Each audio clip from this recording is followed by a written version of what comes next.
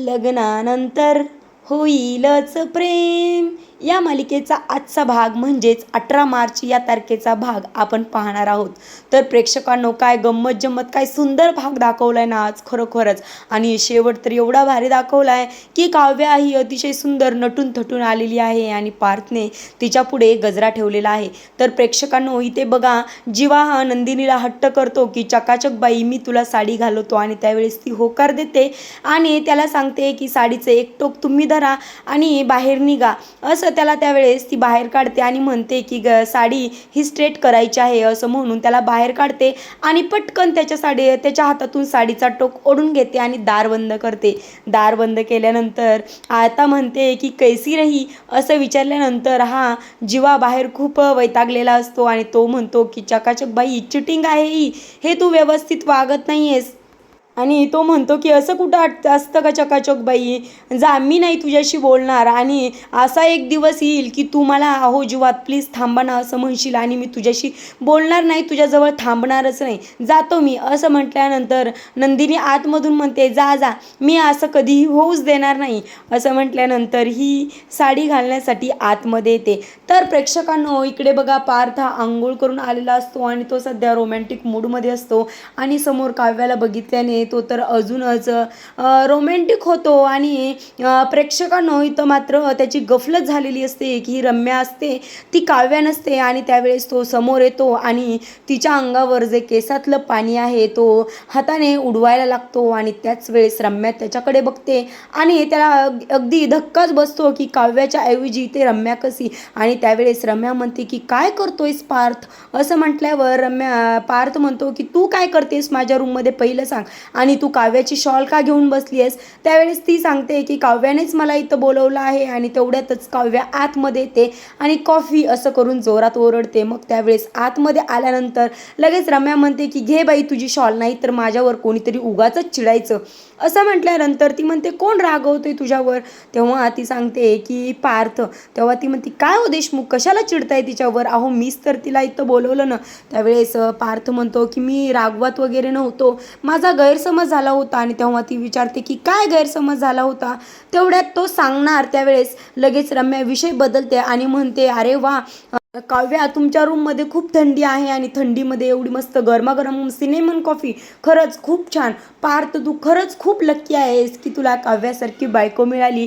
आणि असं ऐकून काव्या खूप खुश होते. त्यावेळेस काव्या म्हणते की अहो देशमुख, मीच रम्याला इथे बोलवलं होतं कारण ती मॅट्रिमोनी साईटवर नाव नोंदवायचं बोलली होती आणि मग त्यावेळेस मी म्हटलं की तू एकटी कशाला नोंदवतेस, मी आणि पार्थ देखील तुला मुलं निवडण्यासाठी मदत करतो, म्हणूनच तर ती आपल्या बेडरूममध्ये आलेली आहे. आणि त्यावेळेस रम्या ही वरच्यावर लाजल्यासारखं करते आणि तेव्हा काव्या म्हणते की चल आपण नाव शोधूयात असं म्हणून त्या दोघीजणी सोफ्यावर जाऊन बसतात. आणि त्यावेळेस काव्या ही रम्याची सर्व काही हिस्ट्री जी आहे ती सर्व नोंदवून होते. आणि त्यावेळेस ती म्हणते की आता बारी मुलाची, तर बोला तुमच्या अपेक्षा काय आहेत. असं म्हटल्यानंतर इथे रम्या म्हणते की अपेक्षा, माझ्या अपेक्षा काहीच नाही आहेत. असं म्हटल्यावर काव्या म्हणते की अगं रम्या, इथे तुझा अरेंज मॅरेज असतं आणि अरेंज मॅरेज म्हणलं की अपेक्षांची अशी पूर्ण लिस्ट तू दाखवायची असतेस, चल बोल बघू तुझ्या अपेक्षा काय आहेत. मग त्यावेळेस ती सांगते की मला थोडा उंच मुलगा पाहिजे, आर्किटेक्ट नसला तरी चालेल पण माझ्यासारखा तरी पाहिजे आणि चष्मा असला तरी चालेल आणि दाढी देखील पाहिजे. असं म्हटल्यानंतर ती लिहून होते आणि नंतर काव्याच्या डोक्यात ट्यूब फुटते आणि ती म्हणते 1 मिनिट, म्हणजे तू पार्थ देशमुखांचं वर्णन केलंस ना. त्यावेळेस इथे रम्या म्हणते की अगं काव्या, पार्थ तुझाच आहे. त्यावेळेस ती म्हणते हे मात्र बरोबर बोललीस की पार्थ फक्त माझेच आहेत, हो ना देशमुख. असं म्हटल्यानंतर लगेच पार्थ हा तिच्याकडे बघून स्माईल करतो आणि ती त्याच्याकडे बघून स्माईल करते. मात्र इथं रम्याचा आतमधून फार जळफळाट व्हायला सुरुवात होते. तर प्रेक्षकांनो, इकडे मालिनी रवा घेऊन आलेली असते आणि तेवढ्यातच इथे जीवा पोहोचतो आणि तो ॲपल खात असतो आणि तो लगेचच वा असं करून म्हणतो की काय बनवलंय? रवा, मस्त तुपात भाजलेला रवा, मनुके, काजू, बदाम आणि वेलची पूड देखील घातलेली आहे. आणि हे सगळं ऐकून मालिनी म्हणते की तू ना शेफ व्हायला पाहिजे होतंस. आणि त्यावेळेस ती म्हणते देऊ तुला थोडा. त्यावेळेस इथे जीवा म्हणतो की अरे नाही नाही नको, तुला माहिती त्यात किती कॅलरीज असतात, त्यामुळे नकोच मला. बरं मला सांग, हे कोणासाठी बनवलंयस, कोणासाठी इथे आणून ठेवलंयस? त्यावेळेस मालिनी म्हणते की अरे सर्वांना वेळ असतो, परंतु नंदिनीला सकाळची गडबड असते ना, त्यामुळे मी तिच्यासाठीच इथे बनवून आणून ठेवलेलं आहे. आणि ती आलं की आत्ता जेवेन. त्यावेळेस तो म्हणतो मग कुठे नंदिनी? त्यावेळेस मालिनी म्हणते की असेल रूममध्ये, येईलच आत्ता. त्यावेळेस इथे जीवा म्हणतो की मला एक आठवते, काय माहिती आहे की पहिलं होतं लेकीकडे जाते तूप रोटी खाते, पण आता नाही नाही असं नाही, सासूकडे जाते तूप रोटी खाते डामडूम होते असं आहे. असं म्हटल्यानंतर ती म्हणते गप रे जरा, तिच्यासमोर तरी असं काही बोलत जाऊ नकोस. असं म्हटल्यावर तो म्हणतो बरं कुठे आहेत मग महाराणी? त्यावेळेस ती म्हणते की येईलच. तो म्हणतो एवढा वेळ लागतो साडी घालायला? त्यावेळेस मालिनी म्हणते नाही रे, ती ड्रेस घालणार आहे आणि येईलच बघ आत्ता. तेवढ्यातच नंदिनी खाली येते आणि त्यावेळेस या दोघांचं बोलणं ती ऐकत असते. आणि मग आता ती स्वतःच्याच तब्येतीकडे असं डोंकावून बघत असते की खरंच मी खूप जाड झाली आहे का, असं तिला मनातून वाटत असतं.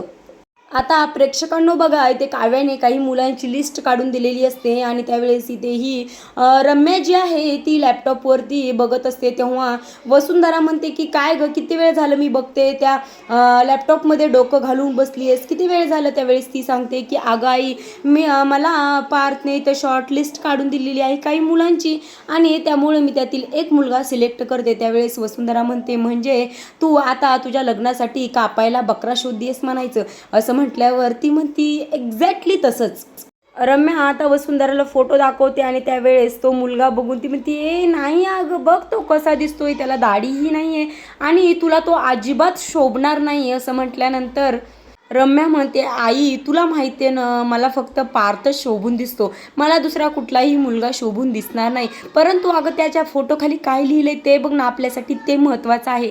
आणि त्यावेळेस तिथे असं काहीतरी लिहिलेलं असतं की त्याने वसुंधरा अगदी शॉकच होऊन जाते. तर प्रेक्षकांनो इकडे दुसरीकडे काव्या जी आहे ती शारदाशी म्हणजे तिच्या आईशी कॉलवर बोलत असते आणि तिची आई तिला कुठली तरी रेसिपी सांगत असते. तेवढ्यातच पार्थ जो आहे तो बेडरूममध्ये येतो आणि तो खूप चिडलेला असतो आणि तो फोनवर चिडत बोलत असतो की मग मी काय करू, तुमचे सासरे आले तर हां मग मी सांगतो की प्रेझेंटेशन कॅन्सल करा. आणि जे आपले क्लायंट आहेत त्यांना म्हणतो की माझ्या कलिगचे सासू सासरे आलेले आहेत आणि त्यामुळे मी प्रेझेंटेशन पोस्टपोन करतोय, मला काहीही कारण देऊ नका, मला आज संध्याकाळपर्यंत नवीन प्रेझेंटेशन तयार झालेलंच पाहिजे. असं म्हणून तो कॉल कट करतो आणि ते खाली बसतो, खूप चिडलेला दिसतो. मग त्यावेळेस त्याचा मूड बघून रम्या ही स्लोली त्याच्याकडे येते आणि त्याच्या खांद्यावर हात ठेवते आणि पार्थला म्हणते की अहो चिडू नका ना देशमुख, का चिडलायत सांगा बरं मला. यावेळेस तो म्हणतो की काय तर काम करायला नको, काही नको. त्यावेळेस काव्या म्हणते की अहो ती जी काही सांगते ते तिच्या अर्थानेही बरोबर असेल ना, असेल तिचाही काहीतरी प्रॉब्लेम, तुम्हीही समजून घ्या ना आणि तिच्याशी व्यवस्थित बोला बघू. असं म्हटल्यानंतर तो म्हणतो की बरं मग मी काय करू. त्यावेळेस ती इथे काव्या सांगते की अहो तीही बाई आहे आणि बाईला ऑफिस घर हे दोन्हीही सांभाळून घ्यावं लागतं. जेव्हा घरामध्ये असते तेव्हा ती ऑफिसचा विचार करते आणि जेव्हा ऑफिसमध्ये असते तेव्हा ती घराचा विचार करत असते, म्हणून आपण तिलाही समजून घेतलं पाहिजे. मग त्यावेळेस इथे पार्थ म्हणतो की मला तुमच्याकडून अशा बोलण्याची अपेक्षा नव्हती. आणि तो म्हणतो की या बायकांचं वाटा असला की समानता पाहिजे असते आणि काम करण्याची वेळ असती की त्यांचं बाई पण पुढे दाखवतात. त्यावेळेस ती म्हणते असं काही नसतं हो, तुम्हाला बायकांना किती कामं असते, त्यावेळेस जरा घरात येऊन बघावं पुरुषांनी मग कळतं. त्यावेळेस तो म्हणतो म्हणजे पुरुषांनी काय करायचं. तेव्हा काव्या म्हणते चला मी तुम्हाला दाखवते आणि त्याला पार्थला ती हाताला पकडून रूमच्या बाहेर घेऊन जाते. आता प्रेक्षकांनो इकडे दुसरीकडे जी नंदिनी आहे ती भक्तीला भेटायला आलेली असते आणि त्यावेळेस नंदिनी विचारते की काय झालं, तुम्हाला भेटायला बोलवलंस ना. त्यावेळेस तिला रडणं आवरत नाही आणि ती जोरजोरात रडायला लागते. त्यावेळेस इथे नंदिनी विचारते की अगं काय काय झालंय, का रडतीयेस, कसला प्रॉब्लेम झालाय. त्यावेळेस ती सांगते की माझा नवरा मला घरात ठेवून घेत नाही आणि त्याने मला कायमची माहेरी पाठवली आहे. तर प्रेक्षकांनो इकडे दुसरीकडे काव्य जी आहे ती पार्थला इथे किचनमध्ये घेऊन आलेली आहे. ती म्हणते की याला म्हणतात किचन. त्यावेळेस तो म्हणतो काय अरे इतके वर्ष झालं मी याला बाथरूमच समजत होतो. काय काव्या तुम्ही पण काही पण बोलताय. मला माहिती मी तर लहानाचा मोठा झालोय आणि मला माहिती याला किचन म्हणतात ते. त्यावेळेस काव्या म्हणते की मला माहिती आहे तुम्ही याच घरात लहानाचे मोठे झालात, परंतु या किचनमध्ये तुमचं येणं जाणं जास्त काळ नसतं की. त्यावेळेस तो म्हणतो की असं कोण म्हणलं, मी येतो की कधी कधी केव्हा केव्हा आधीमध्ये येत असतो. त्यावेळेस ती म्हणते केव्हा येतात. तेव्हा तो सांगतो की मी तुमच्यासाठी फ्रूट सॅलड बनवलं. त्यावेळेस इथेच तर आलतो की. आणि एक वेळेस ते दिवाळीमध्ये शंकरपाळे देखील मी बनवले होते आणि असं परत आठवतो आणि म्हणतो की आणि फ्रूट सॅलडही बनवलं मी तुमच्यासाठी. असं म्हटल्यावर काव्याला चिड येते आणि ती म्हणते बास की आता किती वेळेस तेच तेच फ्रूट सॅलड फ्रूट सॅलड. अहो दुसरं काहीतरी नवीन सांगा ना. मला माहिती आहे तुमच्याकडे नवीन सांगायला दुसरं काहीही नाही आणि तुम्ही ते काहीही बनवत नाही आहात माहिती आहे मला. असं म्हणून ती इथे पार्थवर जोरात ओरडायला लागते आणि या दोघांचे भांडणं चालू असतात. तेवढ्यातच मालिनी तिथे येते आणि ती म्हणते वा वा वा आता कुठे शोभताय तुम्ही खरे नवरा बायको. आणि त्यावेळेस इथे पार्थ म्हणतो की म्हणजे आई तू कशासाठी आली आहेस इथे. त्यावेळेस ती म्हणते की मला सांगा की तुमच्या भांडणाचा विषय काय आहे, म्हणजे मी देखील तुमची मज्जा घेईल. असं म्हटल्यावर पार्थ म्हणतो म्हणजे आई तू इथे मजा घ्यायला आली आहेस.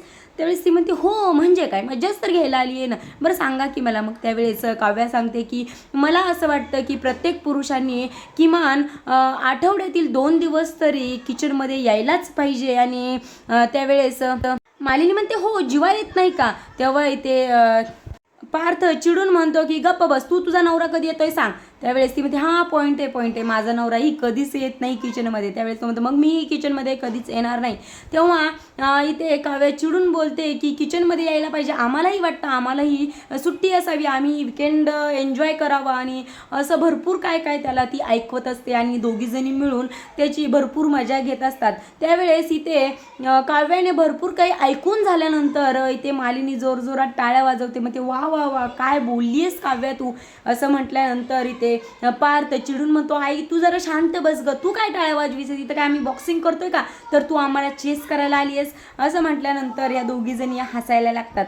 तर प्रेक्षकांनो इथं नंदिनी ही भक्तीला भेटायला आलेली आहे आणि त्यावेळेस नंदिनी म्हणते की कारण काय आहे तुला इकडे पाठवण्याचं. त्यावेळेस ती म्हणते की मी कारण नाही सांगू शकत. तेव्हा नंदिनी म्हणते की म्हणजे तुमच्या दोघांमध्ये कोणी आले का.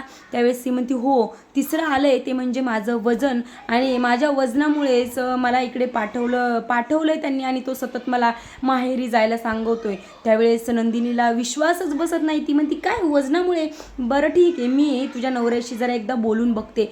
असं म्हटल्यानंतर इथे भक्ती म्हणते की नंदिनी ताई तू समजून घेऊ शकतेस ना गं, वजन अगदी झपाट्याने वाढतं पण कमी होताना मात्र स्लोली कमी होतं. त्यावेळेस लगेचच ती म्हणते की अरे आपल्या बोलण्याच्या नादात मी चहा ठेवण्याचीच विसरले, मी जाते आणि पटकन आपल्या सर्वांसाठी चहा करून घेऊन येते. तर प्रेक्षकांनो इथे भक्ती बाहेर गेल्यानंतर नंदिनी आता थोडा विचार करायला लागते आणि तिला सकाळी जीवानं बोललेलं ते काही वजनाबद्दल ते आठवतं आणि ती म्हणते खरंच असं होऊ शकतं का. असं म्हटल्यानंतर इथे रेखाताई आहेत त्या म्हणतात की काही पुरुष याला अपवाद आहेत, परंतु काही सगळेच असे असतात असं नाही. तर प्रेक्षकांनो आपण पुढच्या भागामध्ये पाहणार आहोत की ते जीवा जो आहे तो कोणाला तरी नंदिनीच्या तब्येतीबद्दल सांगत असतो आणि काव्याने मात्र एकदम सुंदर अशी साडी घातलेली आहे आणि त्याच वेळेस पार्थने तिला गजरा गिफ्ट केलेला आहे. तर प्रेक्षकांनो आजचा भाग आवडला असेल तर लाईक करा आणि लग्नानंतर होईलच प्रेम या मालिकेचे रिव्ह्यू पाहण्यासाठी आपल्या चॅनलला सबस्क्राईब करा. धन्यवाद.